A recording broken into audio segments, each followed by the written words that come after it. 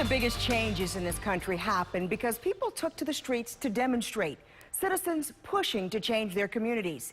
But what if there was something more than just people holding signs? A group formed to provide primary care and addiction treatment through methadone in one neighborhood now facing resistance from residents and city leaders, and with an estimated 50,000 heroin addicts living in Baltimore. To label this an epidemic would be an understatement, but a closer look now suggests things may not be as they seem. 80% of all crimes are drug-related. We want to live in peace. Treatment. More than 100 organized Wednesday outside St. Mark's Evangelical Lutheran Church. We need help, and we need it now. Rallying in support of a medical clinic and methadone treatment center in the Harwood neighborhood proposed by the Concerted Care Group. Baltimore City. Yes. More treatment. The group has been in talks with the city for 9 months. At stake, a $1.4 million clinic to be built here along East 25th Street. Noah Nordheimer is with Concerted Care Group. We've targeted and seen that there's a big population there that's in need of treatment. The project, which Nordheimer says would create 50 jobs and make care more easily accessible, has been met with resistance from Baltimore City Council members Carl Stokes and Mary Pat Clark. According to a July 7th letter to Mayor Stephanie Rawlings Blake, Nordheimer cites a June 23rd meeting with Councilman Stokes about that clinic's possible future. June 23rd is when Councilman Stokes told us that they had too many social service providers in that neighborhood and they did not need it there. On that same day, Councilman Stokes and Councilwoman Clark proposed a rezoning ordinance for the properties of interest along East 25th Street, jeopardizing the clinic's future. We're a different operation than a lot of the clinics currently providing services. We're providing opiate treatment as well as mental health and primary care. You know, part of our philosophy is to treat the whole person. But an overview of the surrounding neighborhood shows 2 drug treatment clinics near the proposed site for Concerted Care Group. That's a fact Councilwoman Mary Pat Clark says supports their claims of high concentration. There is a need everywhere, but better we should have smaller, localized treatment centers in various neighborhoods than have mega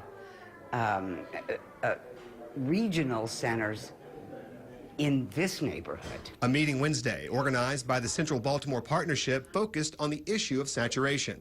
A lot of social service providers in a very small area of the city. The area that causes the greatest concern is the congregation of people around the substance abuse clinics, the large substance abuse clinics specifically. A number of people also spoke out in support of the clinic. Addiction destroys the whole, family, because when a person is addicted, he's spending rent money. So that means the whole family suffers. I feel like if a treatment program is needed, then we should have it.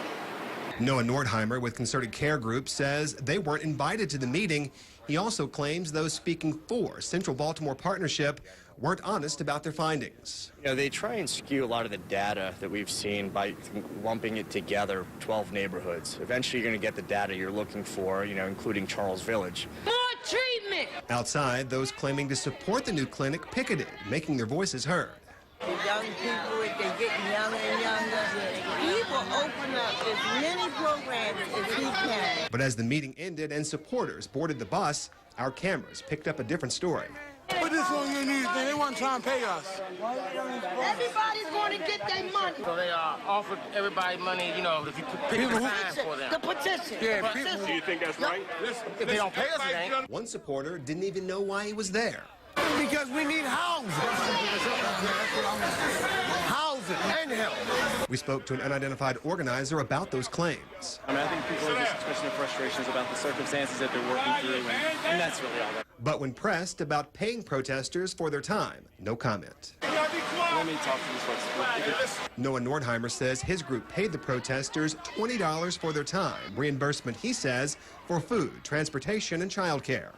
Could you not make the case that also paying protesters to be outside could skew the perception of the protest? Reimbursing people a nominal amount, I don't think is the story. I think the story is Nordheimer says concerted care group will be looking into whether that proposed rezoning of the East 25th Street property is in violation of the American Disabilities Act. Also, we spoke to members of the old Goucher Community Association. They say while they're not taking a not in my backyard position, they do stand with the findings that say this area of the city is oversaturated.